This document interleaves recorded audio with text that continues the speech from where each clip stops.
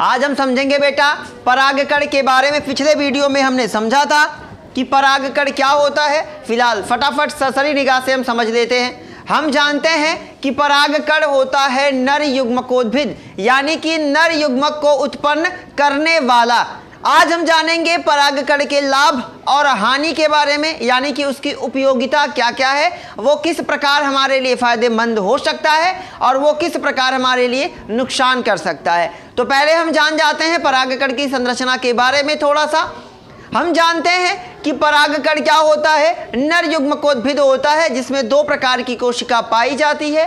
एक कहलाती है कायिक कोशिका, दूसरी कहलाती है जनन कोशिका। हम जानते हैं कायिक कोशिका आकार में बड़ी होती है, जो कि जनन कोशिका को क्या करती है, पोषण देती है, ताकि आगे चल के वो परागण कर सके। फिलहाल हम समझेंगे क्या, हम समझेंगे पराग बैंक और उसके जीवन काल के बारे में। लेकिन उससे पहले हमें परागकण की कुछ और जानकारियां लेना बेहद जरूरी है। तो समझते हैं परागकण की उपयोगिता के बारे में। सबसे पहले समझते हैं परागकण की उपयोगिता। हम जानते हैं कि परागकण का निर्माण कैसे होता है।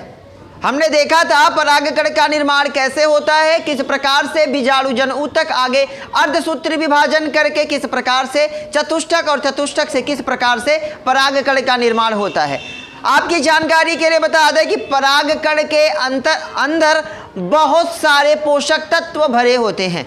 परागकण के अंदर पोषक पदार्थों की प्रचुर मात्रा पाई जाती है, जो कि किसी भी व्यक्ति के लिए काफ़ी ज़्यादा फायदेमंद साबित हो सकता है। तो इसे हम कैसे समझेंगे, ये आपका इंपॉर्टेंट टॉपिक है। हम जानते हैं कि परागकण के अंदर, ठीक है, परागकण के अंदर देखिए उपयोगिता में क्या क्या आप देखोगे कि पराग की गोलियां आपके मार्केट में अवेलेबल हैं।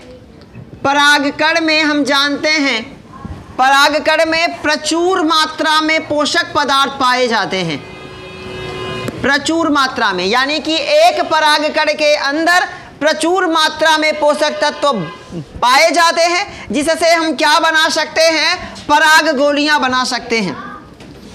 दूसरा पॉइंट क्या है, दूसरा पॉइंट ये है कि इससे सिरप भी बनाए जा सकते हैं, इससे सिरप भी बनाए जा सकते हैं। हम समझ रहे हैं परागकण की उपयोगिता के बारे में। तो परागकण की संरचना हमने पिछले वीडियो में समझा था। अभी के लिए हम समझेंगे कि उपयोगिता क्या क्या है परागकण की।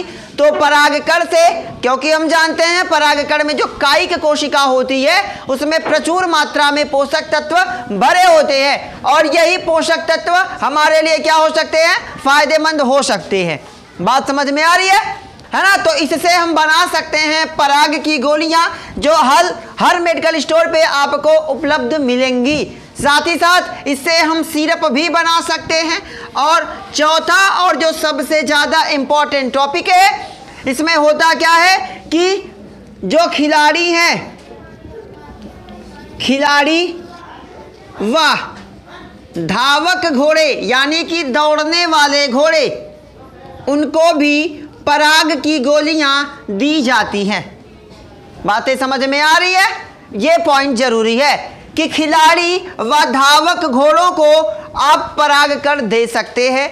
फॉर एग्जाम्पल, अगर आप किसी मेडिकल स्टोर पे जाना चाहते हैं तो एक दवा का नाम है जो आपको मिल जाएगी। इस दवा का नाम है बी पोलन।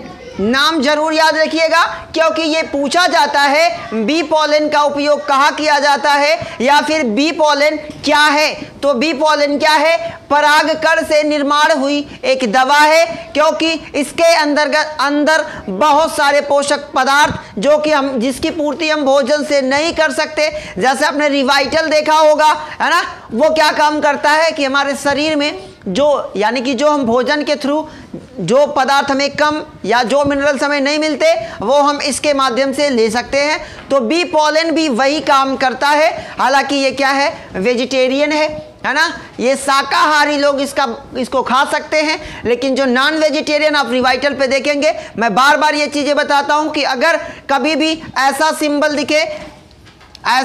दिखे, अगर ये ग्रीन कलर का है तो वो वेज है, और अगर ये लाल कलर का दिखे तो वो क्या है, वो नॉन वेज है। ये आप पहचान कर सकते हैं।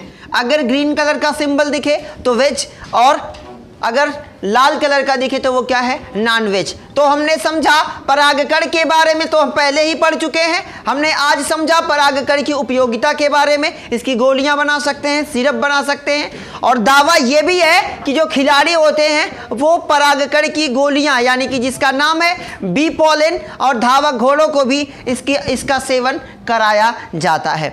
अब समझते हैं जो कि सवाल आपका इंपॉर्टेंट है कि क्या क्या कमियां हैं, क्या क्या हानियां हैं, या क्या क्या नुकसान हैं परागकण के। तो कहानी के माध्यम से समझिए। पहले जब हरित क्रांति नहीं हुई थी, यानी कि हमारे देश में उस समय भूखमरी की स्थिति थी, यानी कि ज़्यादा खेती नहीं, मतलब फसल का उत्पादन ज़्यादा नहीं होता था। तो उस समय क्या हुआ कि हम दूसरे देशों से गेहूं को क्या करते थे, आयात करते थे, खरीदते थे। पॉइंट जरूर ध्यान से समझिएगा। हम दूसरे देशों से क्या करते थे, गेहूं खरीदते थे। तो यानी कि हम गेहूं का क्या करते थे, आयात। जब आप किसी चीज को खरीदते हैं तो उसे आयात कहते हैं, और जब आप उसे बेचते हैं तो उसे क्या कहते हैं, निर्यात कहते हैं। लेकिन याद रखना ये दूसरे देश से होना चाहिए फिलहाल। तो जब हम क्या करते थे, दूसरे देशों से गेहूं खरीदते थे, तो एक बार क्या हुआ कि दूसरे देश से भाई परागकण, देखिए जब हम जीवन काल समझेंगे ना तो ये आपको यहाँ पे ये वाला कॉन्सेप्ट क्लियर हो जाएगा कि जब हम दूसरे देशों से गेहूं लाए तो उस गेहूं के साथ, जब हमने गेहूं को आयात किया तो गेहूं के साथ एक घास आई थी, जिस घास का नाम था गाजर घास। जिस घास का नाम था गाजर घास, जिसका साइंटिफिक नेम है पार्थेनियम। पार्थेनियम। इसकी खासियत क्या है, ये एक ऐसी घास है जिसे छूने से आपको एलर्जी हो सकती है। यानी कि अगर आप इस परागकण को, इस घास को अगर आप छू देते हो तो आपके शरीर में खुजली होने लगती है, आप दमा की बीमारी आपको हो सकती है, जिससे आपको श्वसन संबंधी कई समस्याएं उपलब्ध हो सकती है। तो ये किसकी वजह से हुआ, ये परागकण की वजह से हुआ। क्यों? क्योंकि देखिए आगे जब हम ये समझेंगे जीवन काल, फिलहाल समझा दूं हल्का सा कि जो जीवन काल होता है वो अलग अलग पुष्प या अलग अलग परागकणों का, अलग अलग पुष्पों के परागकणों का जो जीवन काल होता है वो अलग अलग होता है। कुछ 30 मिनट के लिए होते हैं, जैसे गेहूं 30 मिनट में उसका जीवन काल खत्म। कुछ होते हैं सालों साल, है ना। तो जो ये गेहूं लाया गया, गेहूं का, तो गेहूं में जो परागकण, क्योंकि भाई गेहूं, अगर गेहूं बन गया तो परागकण उसका खत्म। लेकिन जो पार्थेनियम घास थी, इसका जो परागकण था, जिसे गाजर घास के नाम से हम जानते हैं, इसका जो परागकण था वो गेहूं के साथ हमारे देश में आया, और काफ़ी तेज़ी से उसका परागकण, जब भाई हम क्या करते हैं, ओसाते हैं, बीनते हैं, तो हमने परागकण को क्या कर दिया, बाहर निकाल दिया, और वो उड़ के जब उसे अनुकूल वातावरण मिला वो क्या हो गया, अंकुरित हो गया।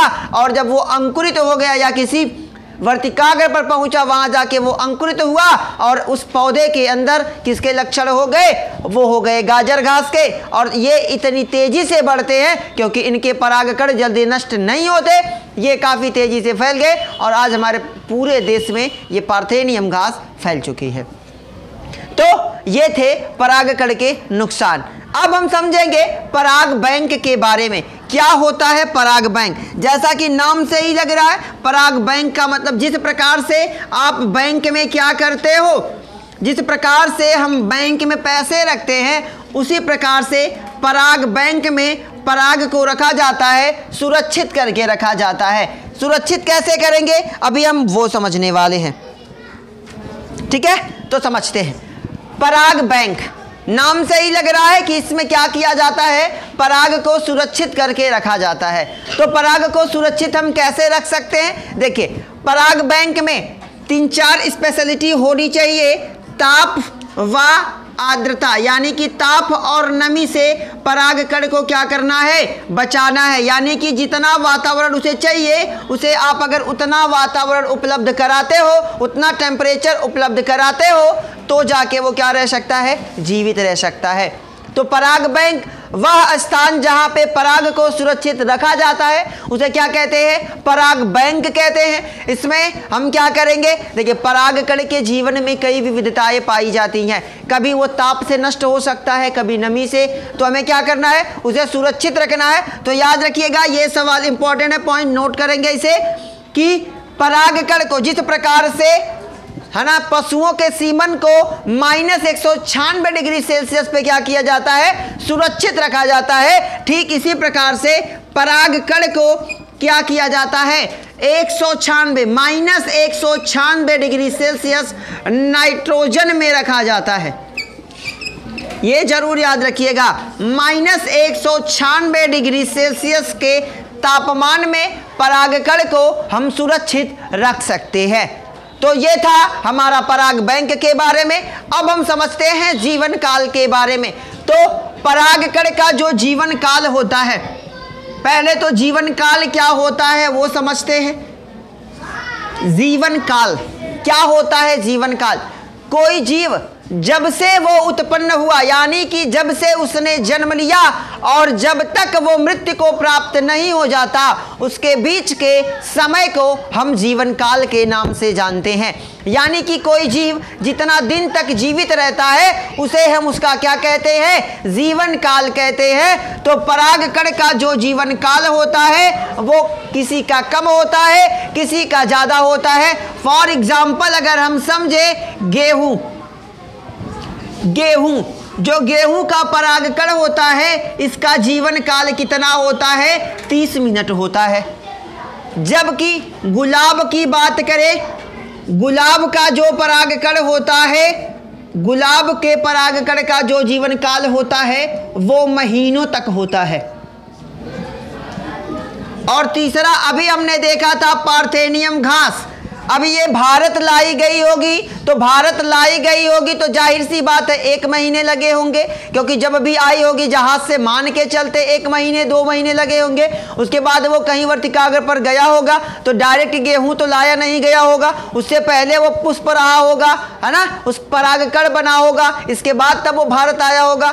तब तक परागकण क्या था? जीवित था। इसका मतलब क्या है कि किसी का महीनों तक हो सकता है। कुछ पौधे हैं, ये इंपॉर्टेंट है, गेहूं का जीवन काल, गेहूं के परागकण का जीवन काल कितना होता है? तो हम कहेंगे महीनों तक हो सकता, सॉरी, गेहूं का 30 मिनट होता है। जबकि गुलाब, है ना, जिस कुल से गुलाब आता है इसके अंतर्गत जितने भी पौधे आते हैं सबका जीवन काल, उनके परागकण का जो जीवन काल होगा वो कितना होगा? महीनों तक होगा।